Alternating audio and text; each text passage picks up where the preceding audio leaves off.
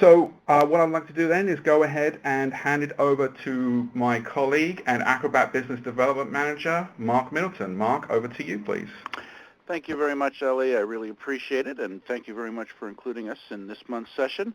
We're thrilled to be here. I'm a business development manager for Adobe, and Rick Borstein, who is also on the call, and is a business development manager for Adobe. And today we're going to talk about creating Acrobat forms. We talk to more and more customers who want to reduce the amount of paper they use in their business, and they want to accelerate the collection of information. And so that's why we put this seminar together for you to show how Acrobat can be used for creating and collecting data from forms. The purpose of today's event is to make you more aware of form features in Acrobat in the brief time we have so you can dive deeper in the future. Okay, let's get started. I'm sure you've had your fill of lofty mission statements from vendors, and you're probably wondering what in the world could possibly be the connection between PDF forms and Adobe's mission to revolutionize the way the world engages with ideas and information. Well, if you think about it, forms are actively completed by clients and customers, employees, and partners, and when you send out a form, you're asking the recipient to engage in your business process, but you have to make it convenient for them, or they won't support your efforts. Fortunately, Acrobat lets you extend these business processes to your clients and partners who only have the free Adobe Reader. You as a purchaser and user of Acrobat have PDF superpowers. You can turn on or enable the ability for an Adobe Reader user to save form data locally and participate in form data collection workflows. So yes, I think that's pretty revolutionary, especially when compared to collecting data on paper and retyping it, and we know that's no fun.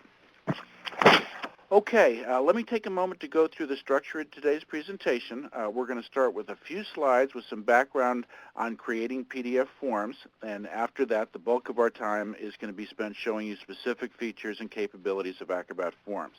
You'll learn how to create PDF forms from Microsoft Word, and from paper. You'll need a scanner for that, of course. Next, we'll present a round-trip data collection workflow, and we'll show you how to extend forms to free Adobe Reader users so they can fill in, save data in a form. All the form data will route back to us automatically. We'll even take the form data and export it back to a spreadsheet for further analysis, and we're going to show you all this live. Finally, we'll cover a few advanced tips for working with forms, including adding interactive help and changing form backgrounds. Before we get to dive any deeper, though, we need to ask you a few questions, and Rick's going to take you through a brief poll. Rick? Okay, thank you. Hello and welcome, everybody. I'm Rick Borstein. I'm one of Adobe's business development managers, and thank you so much for joining us today. I haven't had the pleasure of doing one of these Acrobat user events, and there's hundreds of you on today, so it's great to see. So let us know what version of Acrobat you're using. That's the pod in the upper left hand of the screen. In the upper right, let us know which Acrobat product you use, Standard, Pro, Pro Extended, etc. And then let us know what operating system you're on. That's always helpful for us to understand.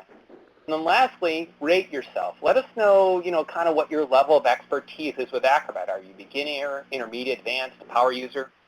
The power users usually can do this event, so we often don't see too many of them show up. But it looks pretty interesting, Mark. It looks like most people are in Acrobat 9. Yeah, that's interesting. Well, we still have a lot of folks on Acrobat 8, a lot of folks still on XP. I know I haven't made the jump yet to Windows 7, but any day now.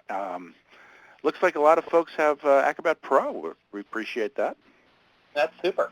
So this looks really great. So we're going to move on now, Great. And we're going to continue with a few more slides. Thanks a lot for sharing that information with us. It'll help guide our presentation today. So today our goal is to show you what's possible with Acrobat Forms, and we're going to cover that pretty fast. It may be challenging for you to remember everything we're going to share with you, but trust me, it's going to be okay. In fact, if you tried to remember it all, your brain would explode. And since I don't want blood on my hands, I suggest that you visit Rick's blogs. They're a great next step in after the presentation. He's got 3 different blogs, one for legal, life sciences, and a new healthcare blog. Don't let that scare you, though. If you're an Acrobat user and you're looking to get more out of the product, believe me, 90% of what you'll see there is applicable to anybody in any industry. There's plenty of how-to articles on Acrobat, and also Rick and I have a movies and links page which contains over 40 short, they're 3 to 5 minute feature movies and links. There's links to archived e-seminars, so plenty of good information if you actually want to do some of the things we're going to show you today with forms. And I assume you guys already know about acrobatusers.com since that's where you heard about this seminar, but that's an awesome resource. With this release, and actually we point to everything on acrobatusers.com.